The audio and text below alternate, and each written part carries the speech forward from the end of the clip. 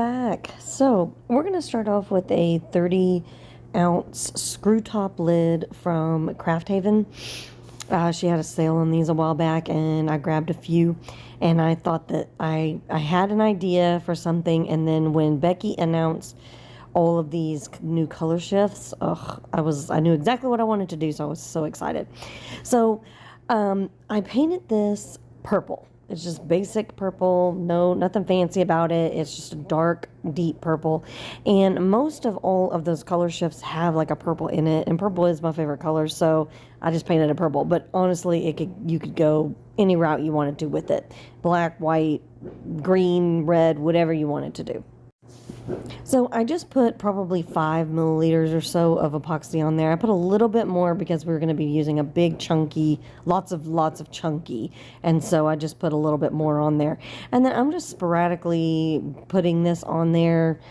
This one is Scatterbrain. I'm obsessed with it. It is so pretty, red, orange, green. I don't even know. There's so many colors. And then this one I think is Mirage, and then there's Trippy. But one is the other, I can't remember exactly, but one is like purple and green and blue, and then the other one is like green and gold and purples. I don't even know. They are so cool. When I saw these, I knew exactly what I wanted to do with them. I wanted to do a Peekaboo. I've been wanting to do one of these Jurassic Park motherhood in the park, deals, and I had a vision that I wanted to do that was a little bit different from everybody else, and this is when I saw those colors, I knew exactly that's what I wanted to do. So then after I got done with those, I went in with lipstick. Now lipstick is a bright pink color that is a custom mix that I put together for Becky at the Glitter Ranch, and I just wanted to add a little bit of that pink in there, because it does have a little bit of a color shift to it. And then I just went back over with Mirage and Trippy and Scatterbrains, and I just went back over all of it and just filled in any little spots that needed it. And there was no rhyme or reason to any of this. It was just basically cover the cup and make it sparkly and pretty. So I left the bottom open so that I could just add just a fine glitter to the bottom. I was going to be covering it up with the Crackle, so it didn't really matter, but I just wanted it to have some glitter coming through, and so I just did a fine. That makes it a lot easier. It's not as chunky on the bottom.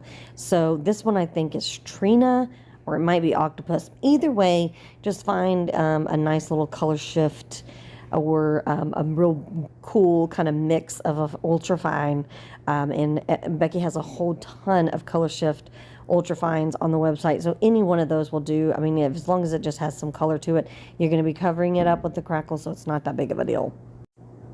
So this is very highly recommended.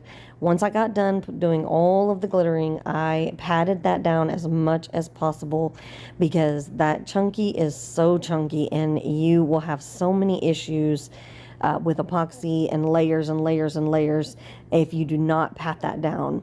And this just helps out so much for, future coats and sealing and just sanding and all of those things that I do not want to do, and so I try to avoid them at all cost. So I'm going to preface this by saying that this is the very first time I've ever done any kind of rhinestoning, so you can take this for what you want, and you can either follow what I do or watch somebody else that does this, but I'm just putting this in here just to show you what I did and how I did it, and it's not that hard to do. It's just there are a few tricks of the trade that I probably don't know as well as some other people do, but anyways, these little containers you can find on Amazon, or I have linked down below that Becky has them on her website on the Glitter Ranch.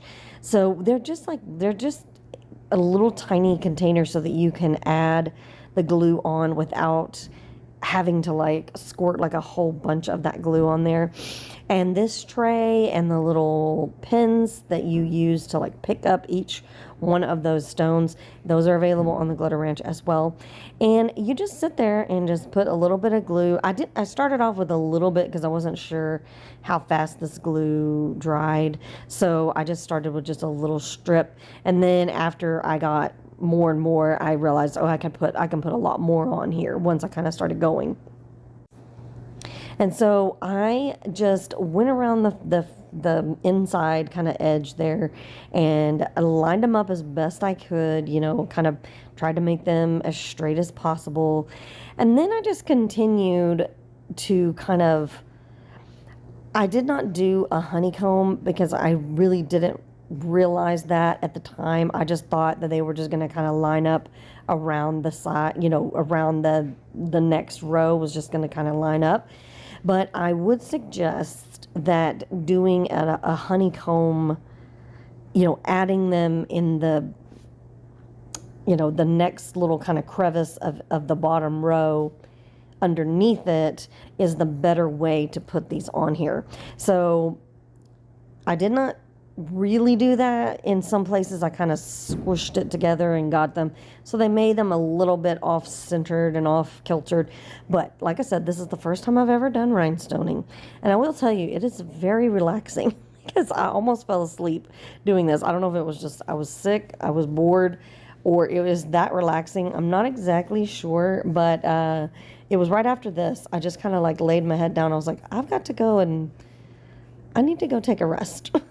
Because I was like, I can't do any more of this right now. But it was very soothing, I guess you could say. So I can see why people would want to do this, you know, on just a regular basis. Yeah, I think about right here is when I couldn't do it anymore, and I just said, nope, I gotta go late. Anyways, I think it has a lot to do with the fact that I was sick. But anyways, I was trying to get this out for you guys. I'm trying to get this done. And it was just one of those things that I was like, I can't do it anymore. So this was after I took my little nap. And I felt much better. So I felt regenerated. So I went back and I decided, I wasn't sure if I wanted to do the sides, but I talked to some people that do the rhinestoning thing, and they were like, yeah, just take it down the sides. So I was like, okay, we'll just take it down the sides. But I will say that if you do the same size of all of the stones, I will do a honeycomb pattern. I'll try to link a better video for a honeycomb pattern than what I did, but if you had them in different shapes and sizes, you could definitely do a scatter method, and that's a little bit easier to just kind of maintain because you just put big, small, whatever fits in the moment. So either way, you can have fun with this and do a little bit on the lid. I ended up putting a dowel in there because the way I was holding it was I kept kind of messing up some of the stones. So I just put the dowel in there and held it up like that and just continued with the rest of the stones going down the side there, and that was it. And I sped this up tremendously, so I mean, I didn't want y'all to have to sit there for an hour trying for me to go over this, but this is me trying to decide whether or not I wanted to put a row underneath that row, and I really only think you can do 2 rows right on the side there. So, but if you had smaller stones, maybe you could go up underneath it, but this was the size that I had, and that was the size that I went with. So anyways, I had fun with it, have fun with it, and just do something cute. There it is, all done. And I really liked this UFO color because it had all of that kind of purpley green kind of colors that would shift to match that glitter. So at this point, I sealed this glitter with polyacrylic, and then I this is 3 coats of epoxy on here. I have sanded the top rim there on the top. I have sanded all the way around the cup as much as I need to, but at this point, I didn't want to have that much sanding done on the cup, so that's why I ended up doing 3 coats, because I wanted a good, flat, beautiful finish so that I could put these stencils on here, and well, not stencils, but these, you know, basically removable little pieces so that I could do a fun crackle on top of this. And so that's where we are at this point with the cup. So after we did the really cool glittering of it, then I just went over and over and over and over with epoxy until it got really nice and smooth and I felt good about it. So I'm just going through and putting these claw marks and the little dinosaurs. I actually asked Sarah, who is a friend of mine that I started with in the very beginning of Tumbler making, and so I'm happy to make this for her, but I asked her what dinosaurs she would want represented, and her girls said that they wanted these two, and so I decided, I was like, okay, we'll put them on there.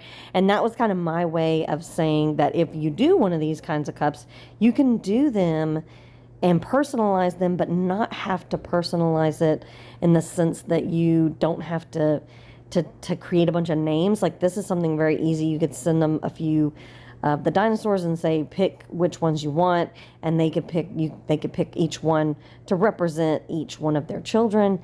And it's an easy way to kind of be like, okay, there's 2 kids, there's 3 kids, whatever.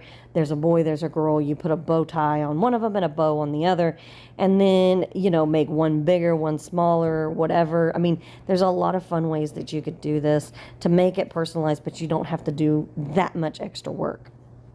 And so here what I'm doing is taking some painter's tape.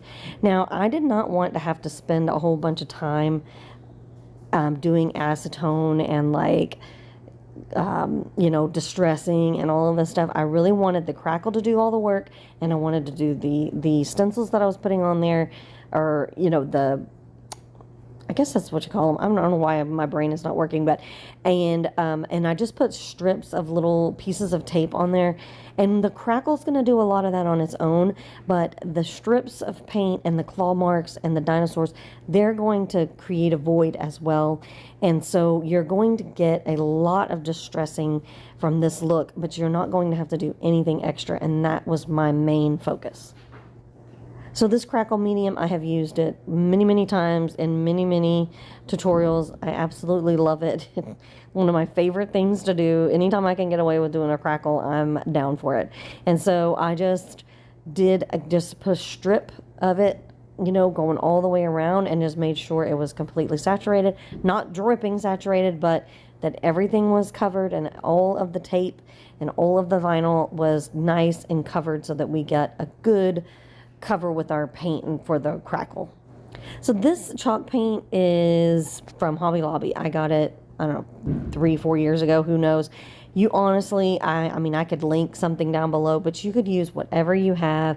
You can use acrylic paint. I feel like the best results I get for a Crackle look is with chalk paint, but you can use any kind of paint.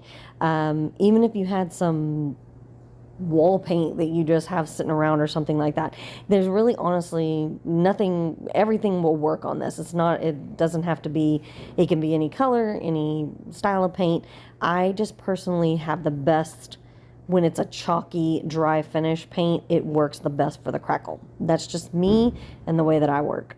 So I sped this up, and I just wanted to show y'all that I would just basically take like a big swoosh of that paint and then do another swoosh at the bottom.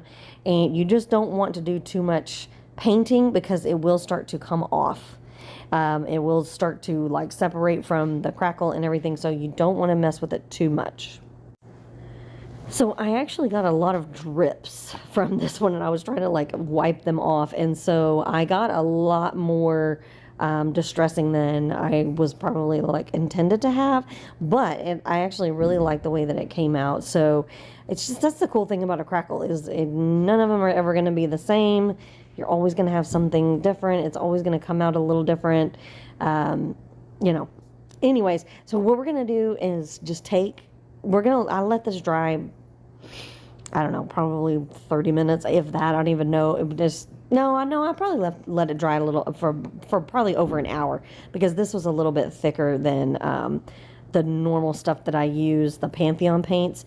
This one was a little bit wet, so I had to kind of let it dry a little bit more. And then also before, with the Crackle, I let it dry for at least an hour before I went in with the paint.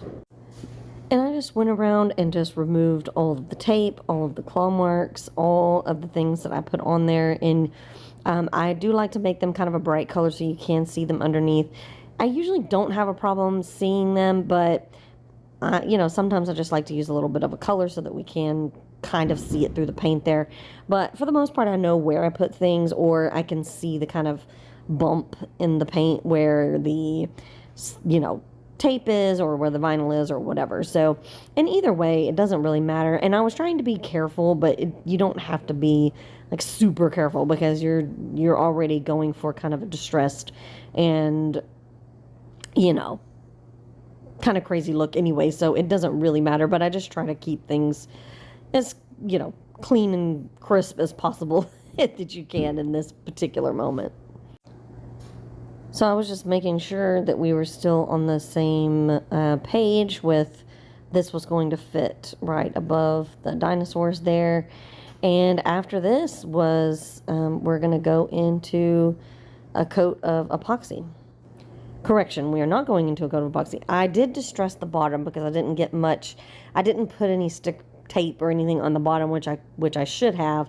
So I did end up taking a little bit of the paint away with acetone and alcohol, and I was going to put my logo on the bottom, but I still wanted it to have some of the glitter and that kind of showing through. So I just went through the bottom and just kind of distressed it as much as I felt like I needed to or wanted to. So now we're going to go into our coat of epoxy. So I did not seal this. I did not do anything other than cleaned up any of the paint that if I did anything at all, I just took a little alcohol and made sure that any paint was cleaned up from any of the areas that I exposed with the glitter, so that we could get a clean, you know, pretty glitter look through that distress. Now, I just went, like I said, I went right into a coat of epoxy, just put the epoxy right over this. And I just did this one layer because I wanted to be able to do some vinyl work with the dinosaurs, and I wanted to put the sticker on there for the motherhood thing. And then I decided later on that I wanted one more thing, and that's why I just needed a coat of epoxy on here. So no worries on whether or not it's like uber smooth or anything like that. You just need to kind of cover that paint up and get it sealed so that you can move on to those next steps. And so I let that layer cure for about 12 hours. And then I went right into putting my decal on here. Now, I got this from Alana's gift shop. Everything is linked down below. I do a piece of transfer tape on this because it is easier to kind of control it and put it on there. I did clean it with alcohol. I did not do any sanding because I really didn't need to do any kind of sanding. But if you do need to do some sanding, don't do any sanding where you're going to be putting this sticker, because it will show through and it will not come through as shiny as you want it to if you do sand on those particular spots. So if you do, for any reason, need to sand, I would just go ahead and put another coat of epoxy on there. So I just took the dinosaurs that I used for the stencil cutout thing or whatever, for the Peekaboo, and I just did an offset on them, and I did a very, very small offset, like a 1.14, I mean, it was very small, but you could do a bigger, whatever. It's totally up to you. And then I just sliced that dinosaur through the offset, and then I ended up with this tiny little offset basically for these dinosaurs. And that was basically what I wanted. They were a little, you know, kind of distressed a little more than I probably would have wanted because of the crackle, but that was okay. I was like, you know what, we can just put a little offset on here, a little outline of them, and it will kind of bring them back to life, and no big deal. So this was just kind of an afterthought of that. Oh, I could just put a little outline on there and a little pink kind of holographic-y color. I'm sure you could do purple, whatever color you had would be perfectly fine. This is just kind of a hodgepodge thing. I do not think you have to go out and buy all of the things that you can definitely use some things that you have in your craft room, except for the glitter. The glitter was amazing, and I'd say go and get the glitter for sure.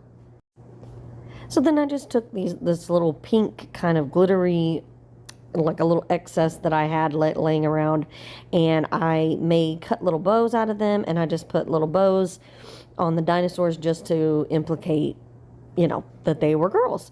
And her girls do wear a lot of bows, so I knew that they would be perfectly fine with their dinosaurs wearing bows as well. So as I was doing this, I was just like, it needs something else. It needs one more thing. And I know that's probably, you're probably thinking, what? It's got all kinds of stuff going on. I know, but it was like, I was like, I just need something else. And I found the cutest little, like, dirty footprints that were on Creative Fabrica, and I've linked everything down below, and they're so adorable. And so I just took them and cut them out with some other water slide stuff that I was doing, and I just cut them all up, and I just made them like 0.75. I didn't make them all an inch. I wanted them to be really small and just kind of just a hint, and these turned out amazing because they were just like this kind of see-through dirtiness, and it just added just such a cute little moment on here that I was like so happy that I found these, and they worked out perfect. They're linked down below, so if you want to do anything like this, they are available. And they had all kinds of little footprints, so whatever dinosaur you chose, it would definitely work for any one of them. And folks, after that, final coats of epoxy, and you're done. I mean, it's super easy. You just got to let those water slide little footprints dry, and you just go into your final coats of epoxy, sand that edge at the top, the rim, and put your bling lid on, and you are good to go. This is super, super simple, easy. It makes a big impact, and I just think it's so adorable. This is exactly what I had in my mind. I was so excited about this. If you do recreate this, please, please, don't forget to join my group down below and tag me. I've also added a new membership to the YouTube that you can join, and you can join a chat group with me so that you can ask me all kinds of questions. Anyways, please like, subscribe. If you make this, tag me, and I will see you next time.